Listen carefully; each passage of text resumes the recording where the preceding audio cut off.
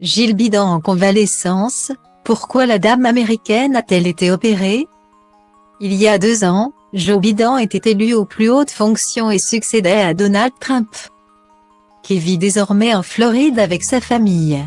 Récemment, alors que l'ancien président officialisait sa candidature à la prochaine présidentielle américaine, sa fille Ivanka Trump avait expliqué qu'elle ne serait cette fois pas de l'aventure, préférant se concentrer sur sa famille. « J'aime énormément mon père. Mais cette fois, j'ai choisi de prioriser mes jeunes enfants et la vie personnelle que nous sommes en train de créer en tant que famille. Je n'ai plus l'intention de m'impliquer en politique », avait-elle écrit sur Instagram. Car s'impliquer en politique signifie souvent un changement de vie significatif pour les membres de sa famille. Et Jill Biden ne pourra pas dire le contraire. Elle a renoncé à toute forme de normalité en acceptant que Joe Biden présente sa candidature à l'élection présidentielle. Après avoir officié en tant que vice-président pour Barack Obama pendant 8 ans. Depuis l'élection de son mari, Jill Biden assure son rôle de première dame avec brio.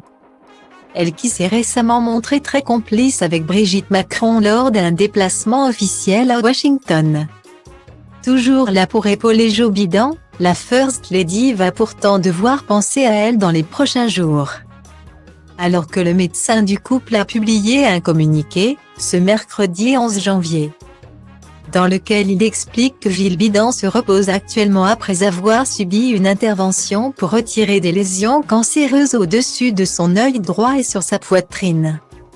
Aujourd'hui, au Walter Reed National Military Medical Center, la First Lady Jill Biden a subi sa procédure ambulatoire programmée, plus couramment appelée chirurgie de Mohs, pour enlever et examiner une petite lésion au-dessus de son œil droit.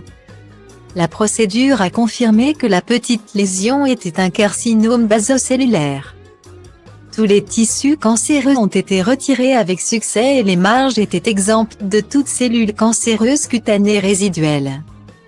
Nous surveillerons de près la zone au fur et à mesure qu'elle guérit, mais nous ne prévoyons pas que d'autres procédures seront nécessaires, pouvait-on lire dans le communiqué. Plus de peur que de mal donc pour Jill Biden, qui souffre néanmoins d'un gonflement du visage et d'ecchymose. Mais elle est de bonne humeur et se sent bien.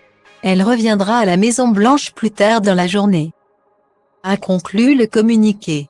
Prompt rétablissement à la première dame.